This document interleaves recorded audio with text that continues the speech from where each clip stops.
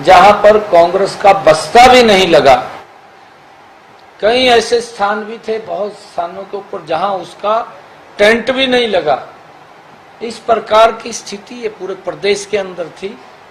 और भारतीय जनता पार्टी, मैंने कहा है कि मोदी जी के प्रति जो देश और प्रदेश के लोगों का श्रद्धा का भाव है, लोगों ने एक तरफा वोट वो नरेंद्र मोदी जी को दिया है। और 4 जून को जब रिजल्ट आएंगे तो 11 कमल के फूल बड़े मैंडेट के साथ वो खिल करके नरेंद्र मोदी जी को तीसरी बार प्रधानमंत्री बनाने का काम करेंगे। जो ये किसान संगठनों का प्रदर्शन था, कई जगहों पर देखने को मिला, किसान संगठनों ने किया विरोध आप लोग आपके उम्मीदवार का, उसका कोई असर रहा है? देखिए, हर संगठन, किसान संगठन है, उनकी कुछ मांगे जो लेकर के वो लगातार प्रदर्शन कर रहे हैं। हमने ये भी कहा था कि आदरणीय नरेंद्र मोदी जी ने इन 10 वर्षों में जो किसान हित के अंदर मजबूत कदम उठाए हैं, चाहे प्रधानमंत्री किसान सम्मान निधि पहुंचाने की बात हो, चाहे प्रधानमंत्री फसल बीमा योजना के माध्यम से बड़ा मुआवजा उसके खाते में पहुंचाने की बात हो, चाहे सोलर के ऊपर सब्सिडी दे करके सोलर पंप लगाने की बात हो, चाहे प्रधानमंत्री कृषि सिंचाई योजना के माध्यम से उसके ऊपर बड़ी सब्सिडी दे करके किसान के ज्यादा क्षेत्रफल के ऊपर पानी ड्रिप और स्प्रिंकल इरिगेशन के माध्यम से पहुंचाने की बात हो, और ज्यादा जो पैदावार किसान ने 2014 में जितनी पैदावार थी और जो पैदावार 2024 में थी, उसमें जमीन आसमान का अंतर है। उस सब को भी एमएसपी पर खरीदने का काम मोदी सरकार ने किया है। लगातार हर वर्ष एमएसपी बढ़ा करके किसान को देने का काम भी ये मोदी सरकार ने किया है। और मुझे ये भी, अगर हम हरियाणा के अंदर देखें, 14 अन्य फसलें भी एमएसपी पर खरीदने का काम हमारी सरकार ने किया है। और भावांतर भरपाई भी देने का काम हरियाणा में हमारी सरकार ने किसान को किया है। किसान के अगर यूरिया का भाव बढ़ता है, डीएपी का भाव बढ़ता है, तो उस भाव को भी कंट्रोल करने के लिए मोदी जी ने एक बड़ी सब्सिडी दे करके उस भाव को बढ़ने नहीं दिया। जो कांग्रेस के समय के अंदर वो भाव दुगने उसके रेट हो गए थे, दुगने से भी ज्यादा हो गए थे, परंतु कांग्रेस पार्टी उसको कंट्रोल नहीं कर पाई थी। परंतु आज देश में मोदी जी के नेतृत्व में किसान हितैषी सरकार बैठी है और उसके कारण से आज उन तक किसानों के ऊपर कोई वजन नहीं पड़ा। मैंने तो बीच में भी शायद आप लोगों को एक बात कही थी कि जो हमारे आंदोलनरत किसान हैं और जो ये आंदोलन कर रहे हैं, ये आंदोलन कांग्रेस के नेताओं के पास बनता है कि उनको जाकर के करें। 60 वर्ष तक देश के ऊपर शासन किया, अगर किसान की हालत खराब हुई है तो उसका सबसे बड़ा जिम्मेवार अगर कोई है तो वो कांग्रेस पार्टी है। मोदी जी ने तो आकर के किसान को सशक्त और मजबूत करने के कदम उठाए हैं, जिससे किसान को एक बड़ा लाभ उसका मिला है। अगर हम देखें, ई मंडी के साथ जोड़ने का काम किया है, ई मंडी के साथ साथ किसान रेल चलाने का काम किया है, ताकि किसान को अगर अपनी फसल एक स्थान से दूसरे स्थान को ऊपर ले जानी है तो उसको खर्चा कम पड़े और वो खर्चे कम के अंदर अपना लाभकारी मूल्य ले सके। उसको लेकर के भी आदरणीय प्रधानमंत्री जी ने जो किसान रेलें हैं वो भी चलाने का काम किया है और इसका बड़ा लाभ किसान को मिला। प्रदेश की योजनाओं का कितना लाभ आपने देखा, खासकर जब प्रचार में निकले, और वोटिंग में कितना लाभ देखने को मिला कि प्रदेश की योजनाओं को सराहा गया? देखिए, डबल इंजन की सरकार ने ऐतिहासिक काम किए हैं। कांग्रेस के समय के अंदर कांग्रेस का ही प्रधानमंत्री बोलता था कि मैं 1 रुपया भेजता हूं, नीचे 15 पैसा लगता है। यह किसी से छुपा बात नहीं है। कांग्रेस अगर चुनाव लड़ी है, कांग्रेस झूठ के बल के ऊपर चुनाव लड़ी है। लोगों के अंदर झूठ परोसने का काम, जो कांग्रेस की दुकान में सामान था वो झूठ का सामान था। और उस झूठ को परोसने का काम कांग्रेस के नेताओं ने वो किया है। उस दम के ऊपर वो चुनाव लड़े हैं। परंतु मैंने कहा है कि हमारी सरकार ने, ये इनका पैतृक काम है कांग्रेस का, ये आज का नहीं है। जब से कांग्रेस की सरकार सत्ता में आई है जवाहरलाल नेहरू से लेकर के, तभी से भ्रष्टाचार के अंदर ये लोग लिप्त रहे हैं। ये इतना जरूर रहा है कि कहीं किसी सरकार में इन्होंने भ्रष्टाचार कम किया है, किसी में हदें पार की हैं। अब 2004 से लेकर के 2014 भ्रष्टाचार की सारी मर्यादाएं तोड़ने का काम कांग्रेस पार्टी ने किया है और लोगों को इस प्रकार से प्रताड़ित किया कि प्रधानमंत्री जैसा व्यक्तित्व ये बात बोल दे कि भाई पेड़ के ऊपर कौन सा नोट लग रहे हैं कि मैं तोड़ के आपको दे दूं। इस प्रकार से देश के लोगों को अपमानित करने का काम कांग्रेस ने किया है।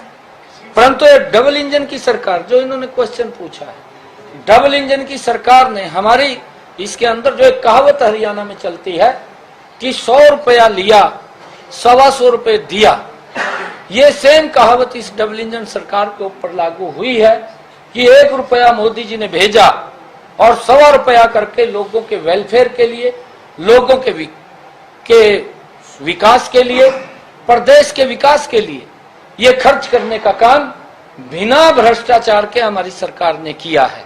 और उसके ऊपर, भ्रष्टाचार के ऊपर बड़ी नकेल कसने का काम भी हमारी डबल इंजन की सरकार ने किया है।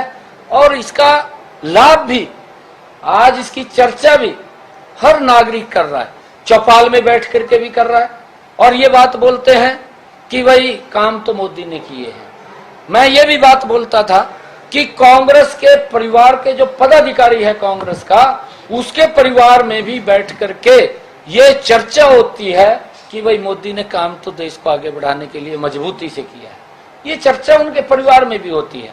परंतु मैं बताना चाहता हूं कि हरियाणा के अंदर डबल इंजन सरकार ने, जिसकी मैंने चर्चा की है, 14 अन्य फसलें एमएसपी पर खरीदने का काम किया है और भावांतर भरपाई दी है, बिना पर्ची बिना खर्ची के युवाओं को रोजगार दिया है और आज घर बैठे ही पेंशन लग जाती है।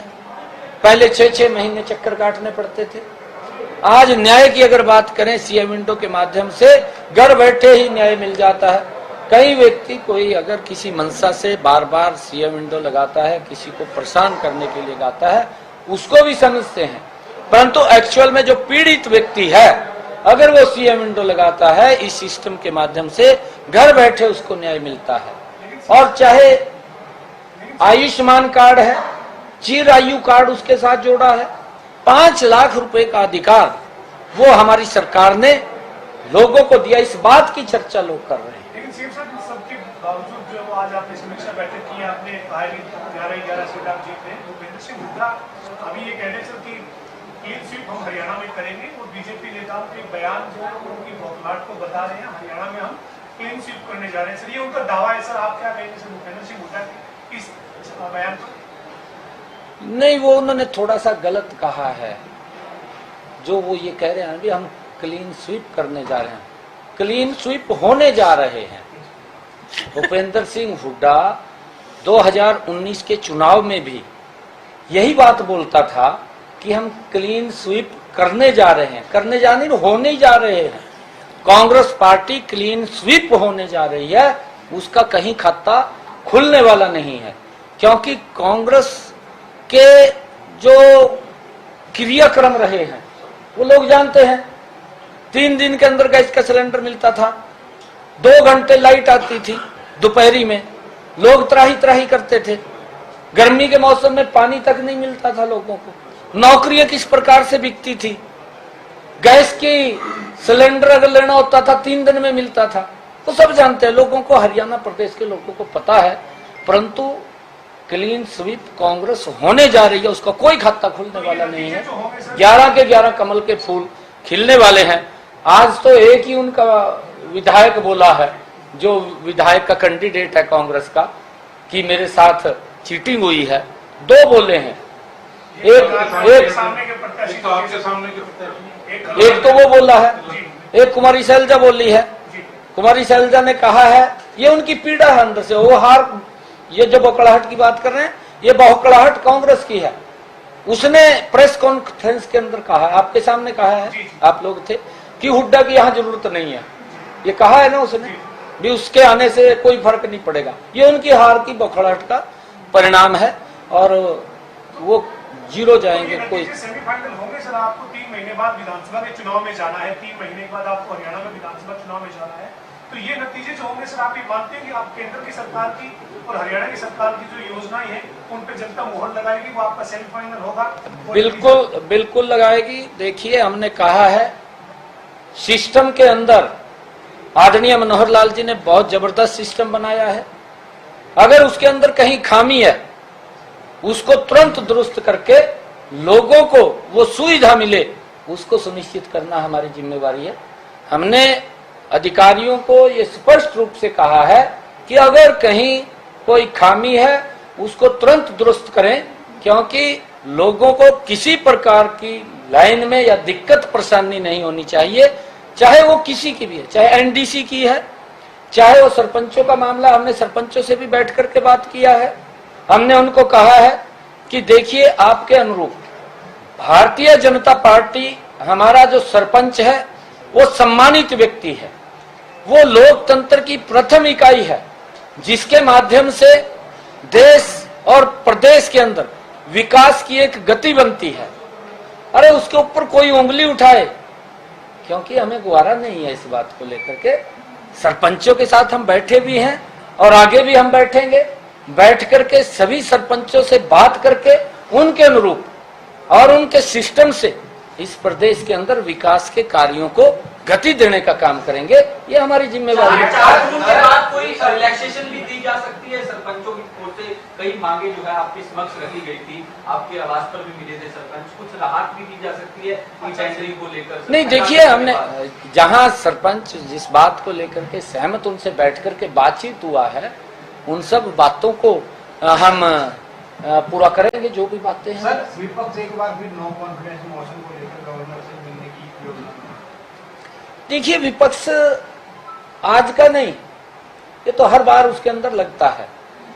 एक बात मुझे बताइए, जितने भी हमारे सेशन हुए हैं, हर सेशन के अंदर नो कॉन्फिडेंस विपक्ष लेकर के आया है। आप देख लीजिए किसी में भी, और जिसमें भी लेके आया उसमें पूरा हुआ है। अभी मैंने 12 मार्च को अभी विश्वास मत हासिल किया, फ्लोर ऑफ द हाउस किया, सभी विपक्ष के नेता वहां थे। और यहां तक कि क्योंकि कांग्रेस के एनडीए के अंदर ये शामिल हो गया है, इस प्रकार की अफवाहें फैलाना, इस प्रकार की बातें करना, आदरणीय नरेंद्र मोदी जी के 303 सांसद भारतीय जनता पार्टी के केंद्र में, कांग्रेस विपक्ष का नेता भी नहीं, वो भी कहीं ना कहीं किसी से हेल्प लेकर के तब विपक्ष की नेता बनी, वो नो कॉन्फिडेंस लेकर के आगे केंद्र के अंदर। ये आश्चर्य की बात है कि ये इनके पास मुद्दा नहीं है। जब इनके पास मुद्दा नहीं होता या कुछ बताने के लिए कुछ नहीं है 60 सालों के शासन काल के अंदर, तो ये झूठ का सहारा लेते हैं। ये इस प्रकार की अफवाह फैलाई, कहा जी अगर तीसरी बार मोदी जी बन गए, कहा जी संविधान को समाप्त कर देंगे। अरे 10 साल में तो संविधान के अनुरूप मोदी जी काम करते रहे, और यहां तक कि हम बार बार इस बात को बोलते रहे कि आदरणीय मोदी जी ने भारत रत्न डॉक्टर भीमराव अंबेडकर जी के 5 स्थानों को पंच तीर्थ के रूप में विकसित किया, डॉक्टर भीमराव अंबेडकर जी को सम्मान दिया। अरे संविधान तो इसके अनुसार तो देश चलेगा जिस व्यक्ति ने इस पवित्र संविधान को बनाया, परंतु ये किस प्रकार का, जब इनके पास मुद्दा नहीं है, लोगों के अंदर भोले भाले लोगों को बरगला करके उनके अंदर अफवाह फैला करके उनका ये झूठ से वोट बटोरना चाहते हैं। परंतु इनका जो चेहरा है वो सामने आ गया है जनता के सामने कि ये लोग इसी प्रकार के लोग हैं जो एक दूसरे को गाली देते हैं, उसे एक दूसरे को गले लगा लेते हैं। गले इसीलिए लगाते हैं कि जो हमने भ्रष्टाचार किया है, जो हमने पाप किया है, उस पाप के ऊपर हम उसको बचा सके, उसके ऊपर पर्दा डाल सके, ये इसके कारण इकट्ठे हुए हैं। इनका कोई और मकसद राहुल गांधी जी ने कहा है कि नौजवानों को मजबूरी कराने वाली योजना अगले वीक को हम सत्ता में आते ही जल्द से जल्द समाप्त कर देंगे। देखिए, राहुल गांधी ने कभी भी संविधान का सम्मान नहीं किया। राहुल गांधी ने कभी भी प्रधानमंत्री का सम्मान नहीं किया। राहुल गांधी ने कभी भी संसद का सम्मान नहीं किया। राहुल गांधी ने कभी भी लोकतंत्र का सम्मान नहीं किया। राहुल गांधी और कांग्रेस पार्टी ने कभी भी महामहिम राष्ट्रपति महोदय का सम्मान नहीं किया। अरे वो दलित वर्ग से आती है, एसटी वर्ग से आती है, क्या क्या शब्द उसके प्रति नहीं बोले। उन्होंने उपराष्ट्रपति जैसी संवैधानिक संस्था का सम्मान नहीं किया। ये कांग्रेस के एनडीए के अंदर है। आज भी राहुल गांधी ये मानता है कि मैं इस संविधान से ऊपर हूं, उसके मन में है आज भी प्रधानमंत्री से ऊपर हूं, उस सोच को लेकर के चलता है और उस सोच को देश ने नकार दिया है। उसके पास कुछ नहीं रहा, अब उनके पास खाली ढांचा खड़ा है और वो ढांचा भी भ्रष्टाचार की जर्जर हालत के अंदर है। लगातार ये कांग्रेस की पार्टी सुकड़ दी जा रही है। अगर आप देखेंगे, ये मैं नहीं कह रहा हूं, ये सुकड़ती जा रही है। 2014 में कांग्रेस पार्टी 471 सीटों पे चुनाव लड़ती है।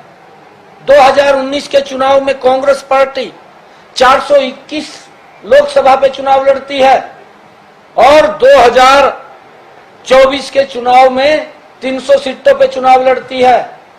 और जब 2029 का चुनाव आएगा तो वो कहीं कांग्रेस दिखाई नहीं देगी, क्योंकि आप लोगों ने देखा है कुछ लोगों को बरगड़ा करके उनको सजा बाग दिखा करके टिकट तो थमा देते हैं कांग्रेस के लोग, परंतु जब वो व्यक्ति बेचारा टिकट लेकर के धरातल पर जाकर के देखता है कि वहां तो कुछ भी नहीं है, तो कई बार तो टिकट लेकर भाग जाता है। देखिए आपने, टिकट समेत भाग गए।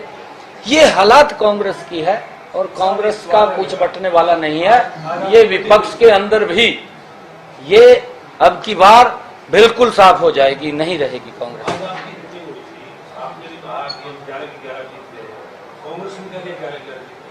क्या मानते हैं 2019 के मुकाबले मार्जिन बढ़ जाएगा या घट जाएगा?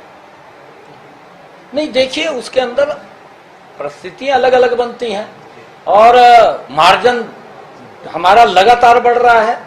मैं आपको बताना चाहता हूं कि 2014 भारतीय जनता पार्टी 282 सीटें, एनडीए 325 सीटें, 2019 भारतीय जनता पार्टी 303 सीटें, एनडीए 353 सीटें और 2024 देश बोल रहा है कि अब की बार 400 पार सीटें दे करके नरेंद्र मोदी जी को तीसरी बार प्रधानमंत्री बनाने का काम करेंगे। एक तरफ कांग्रेस सिकुड़ रही है, भारतीय जनता पार्टी के कार्य जो ईमानदारी से नरेंद्र मोदी जी इस देश की सेवा कर रहे हैं और हर गरीब व्यक्ति तक योजनाबद्ध तरीके से लाभ पहुंचा रहे हैं। बात नहीं हो रही है, काम हो रहा है और उसके कारण से लोग नरेंद्र मोदी जी को प्यार करते हैं और भारतीय जनता पार्टी लगातार बढ़ रही है और कांग्रेस सुकड़ रही है। आपने कहा था कार्यकर्ताओं में 4 जून के बाद है उनका सम्मान, जो अधिकारी उनकी बात नहीं चलेगा, उनके खिलाफ एक्शन लिया जाएगा। अब इस बात बिल्कुल ये हमने कहा है। अधिकारियों को इस बात के लिए हमने फरमान जारी कर दिया। हमने बार बार मैं ये बात बोल रहा हूँ कि हमारा कार्यकर्ता वो स्वाभिमानी कार्यकर्ता है, वो गलत काम नहीं करवाता, ना वो गलत काम के लिए बोलता है। वो अगर उसका कोई व्यक्ति, क्योंकि उसने पब्लिक के काम कराने होते हैं, अगर कोई कार्यकर्ता के पास कोई लोग वहां से काम के लिए आए और वो अधिकारी के पास जाए काम के लिए, अधिकारी को बिल्कुल सुनना पड़ेगा। अगर किसी कार्यकर्ता ने आकर के मेरे को ये बोल दिया कि इस कार्यकर्ता ने मेरे साथ बदतमीजी की है, तो वो उस अधिकारी को ही जवाब देना पड़ेगा। उसका क्या करना है और क्या नहीं करना वो मौके के ऊपर ही डिसाइड होगा और उसका सम्मान करना ये उस अधिकारी की जिम्मेवारी है। अगर कोई दिक्कत है, कोई कार्यकर्ता हमारा अधिकारी से गलत काम कराता है, हमें बताए ना आकर, हम कार्यकर्ता को भी ठीक करेंगे। मंजे पड़े हैं वहां से, मंजे पड़े हैं। पंजाब, हिमाचल और चंडीगढ़ का इलेक्शन होना है, आपकी भी जिम्मेदारी लगाई है कि चंडीगढ़ और पंजाब के अंदर आप जा रहे हैं, कल या परसों कार्यक्रम कोई बनने वाला है? चंडीगढ़ में रात एक कार्यक्रम था मेरा और कल से पंजाब में हूँ। कल से लगातार पंजाब में हूँ, मैं कल संगरूर में हूँ और अलग अलग मेरे हर रोज के कार्यक्रम आएंगे लगातार 3 दिन।